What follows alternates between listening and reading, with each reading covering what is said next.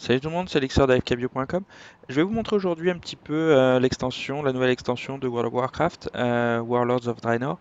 Je suis sur la bêta fermée, je pense, ou je sais pas si c'est une bêta ouverte déjà, je sais pas trop qui a accès, mais j'ai croisé vraiment beaucoup de monde sur le jeu, donc il doit y avoir, vous devez être nombreux à avoir accès, mais je pensais vous montrer un petit peu quelques petits trucs si vous n'avez pas, si vous n'avez pas accès. Donc je vais vous montrer quelques changements que j'ai découvert là ces derniers jours.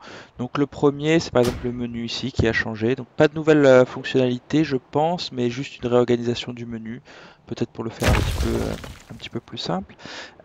L'autre chose aussi à noter, c'est la division des stats de tous les objets. Donc là, j'ai des objets 500 euh, et pas de. Vous voyez, on parle pas de 2000 de force ou 5000 d'endurance. C'est 37 de force, 57 de stamina. Pareil pour les points de vie, j'ai 48 000 points de vie.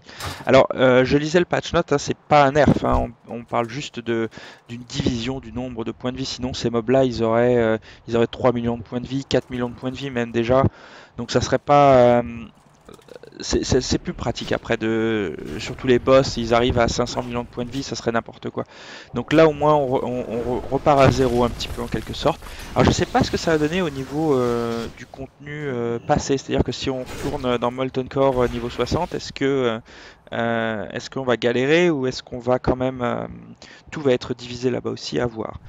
Euh, L'autre chose à noter, c'est le journal de quête qui a un petit peu changé. Donc là, vous avez la carte intégrée, un petit peu quand vous faites M, vous affichez la carte entière avant. Là, vous n'avez plus les quêtes, mais vous avez ça ici. Donc on a les quêtes et le journal de quête en même temps, on peut le cacher, le voir. Donc ça c'est pratique. L'autre chose c'est forcément dans les collections vous avez la Toy Box qui va reprendre tous les artefacts spéciaux, tous les objets qu'on peut trouver qui font un petit quelque chose en plus qu'on a envie de garder mais qu'on peut pas trop garder parce qu'il n'y a pas de place dans la banque. Donc au moins là vous pouvez tous les stocker ici. Il y a 11 pages, donc ça fait 18, 183 objets, donc c'est assez cool quand même, il y a de quoi faire. Euh, les montures également, on peut maintenant mettre des favorites, donc là je l'ai mis là, et du coup, avec le petit, la, la nouvelle, comment ça s'appelle, la skill quoi, on peut invoquer une monture au hasard en fait. À chaque fois qu'on clique, ça va prendre au hasard une monture parmi les favoris. Donc ça c'est cool parce que c'est vrai que souvent on utilise un add-on pour ça. Pareil pour les battle pets. On peut faire la même chose. Alors sur la bêta par contre on n'a pas de battle pet, j'en ai pas vu non plus, donc ils ont dû désactiver le système pour l'instant. Euh, Ensuite, le magasin, rien n'a changé. Le journal des donjons, rien n'a changé. Le group Finder, j'ai vu le PVP. Je sais pas si c'était là avant. J'ai pas le souvenir de l'avoir vu, mais je me trompe peut-être, hein. Donc là, directement pouvoir choisir le Battleground directement d'ici. Euh, et puis voilà, j'ai pas vu d'autres choses vraiment différentes. Les sacs, on peut sélectionner. Le type d'équipement, alors je sais pas si je sais pas si c'était là ça avant. Donc pour en fait quand on ramasse de l'équipement pour qu'il se range directement dans le sac approprié. Pratique si on a des sacs par exemple pour que les herbes ou des choses comme ça. Ça leur donnera une utilité enfin. Euh, à voir si c'était là avant. Je suis désolé si c'était là avant, je l'avais pas vu. Par contre ça je le clean up, je pense pas que c'était là avant, donc ça permet de nettoyer le sac, de l'organiser. On va mettre des trucs un peu partout. Tac. Ça ici. Et puis ça ici. Voilà, et on clique là-dessus et hop, ça range tout dans l'ordre. Donc ça c'est cool.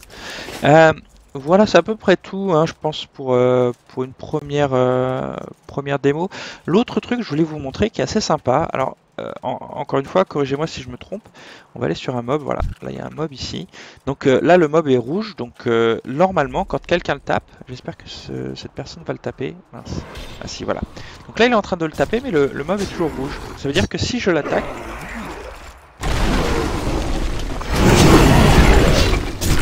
voilà, je vais taper une fois. Ça m'a validé ma quête également. Donc ça c'est génial. Alors je sais pas si c'était là avant. Ça fait tellement longtemps que j'ai pas fait de quête. Euh, mais je pense que c'était pas là. Et ça c'est génial parce que ça l'était pour les mobs rares. Mais je pense pas que ça l'était pour les mobs de quête et compagnie. Donc là c'est génial. Ça permet vraiment d'aller beaucoup plus vite, de passer à côté d'un mob, mettre un coup. Hop, ça m'a validé ma quête. Donc ça c'est...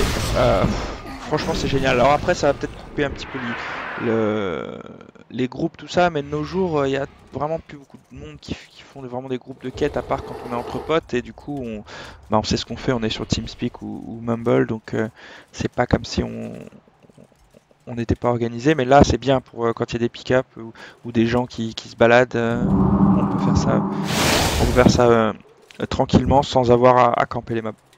Voilà, c'est à peu près tout pour aujourd'hui. Je ferai d'autres vidéos, je vais vous parler de plein d'autres choses, les garnisons, les choses comme ça, mais j'y suis pas encore. Je viens vraiment de commencer, je suis niveau 90. Je vais créer un personnage niveau 100 sur l'autre personnage aussi, sur l'autre serveur aussi pour vous montrer. Je vous dis à plus tard et puis passez sur le site et sur le forum, n'hésitez pas, l'adresse c'est www.afkbio.com. Ciao tout le monde.